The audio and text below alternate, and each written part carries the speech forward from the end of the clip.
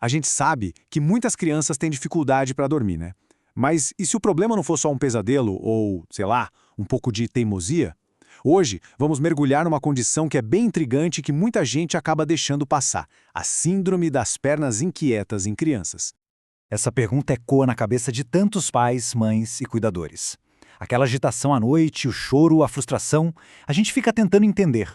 Mas e se a raiz de tudo isso for algo mais profundo do que um sonho ruim ou um hábito que precisa ser corrigido?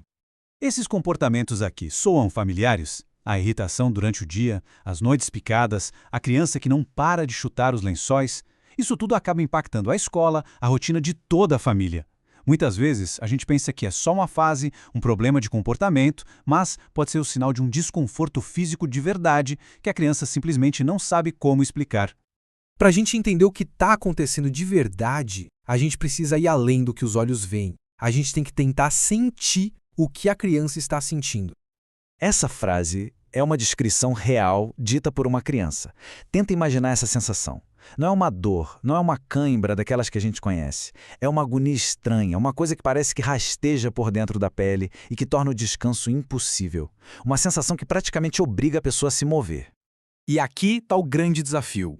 O que para um adulto parece só agitação, na verdade é a tentativa desesperada da criança de aliviar essa sensação horrível. É justamente essa falha na comunicação, essa diferença enorme entre o que a gente vê por fora e o que ela sente por dentro, que acaba atrasando o diagnóstico. Bom, então, o que é que está causando todo esse sofrimento? Vamos dar um nome e entender o que é exatamente esse conjunto de sintomas? O nome é Síndrome das Pernas Inquietas, ou SPI, e a palavra-chave aqui é neurológica. O ponto central é essa vontade que não dá para controlar de mexer as pernas, que aparece justamente na hora de relaxar, de dormir. Para ser SPI, tem que ter 3 características bem marcantes. Primeiro, a vontade de se mexer aparece quando se está parado, em repouso. Segundo, o movimento alivia, mas é um alívio temporário. E terceiro, que é crucial, os sintomas pioram no final do dia, à noite. Esse padrão é a assinatura da síndrome. Certo. E como é que a gente descobre se é isso mesmo que está acontecendo? A boa notícia é que o caminho para o diagnóstico não passa por exames super complexos ou invasivos. O ponto é este. A chave de tudo é a história. A experiência da criança, a descrição dela, junto com o que os pais observam no dia a dia, essas são as ferramentas mais poderosas para chegar no diagnóstico. É um processo de escuta e observação acima de tudo. O processo é bem direto, na verdade. Começa em casa com observação atenta. Depois, a parte fundamental, que é o ouvir o que a criança fala sobre o que sente. Um exame clínico geralmente vai mostrar que está tudo normal fisicamente. E aí o pediatra junta todas essas peças e consegue fechar o diagnóstico com base nesse relato completo. A causa exata ainda está sendo estudada, mas alguns fatores já são bem conhecidos. A genética, por exemplo, tem um peso grande. É comum ter mais gente na família com o mesmo problema. Além disso, existe uma ligação muito forte com os níveis de ferro no corpo. E faz sentido, porque o ferro é essencial para a dopamina, um neurotransmissor que ajuda a controlar os movimentos. É muito importante também não confundir a SPI com outras coisas. Cãibra, por exemplo, é dor muscular, não é uma vontade de mexer. Cólica de bebê é um mal-estar mais geral. E a apneia do sono tem a ver com a respiração. A SPI tem esse perfil único, um desconforto que melhora com o movimento.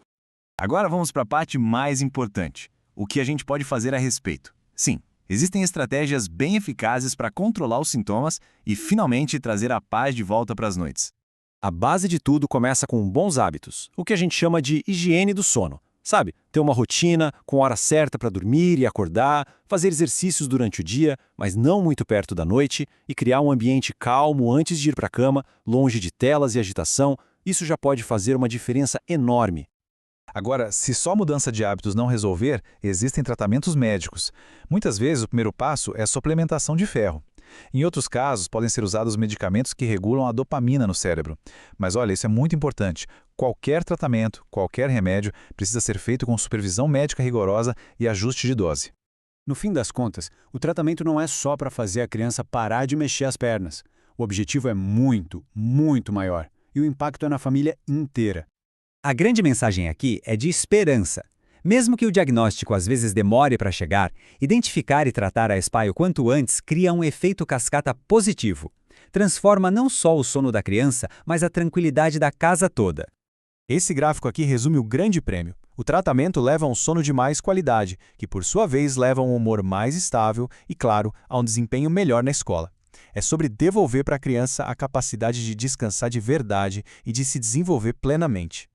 No final, tudo se resume a um grande e único objetivo: devolver à criança e à família aquele ciclo natural de descanso e atividade.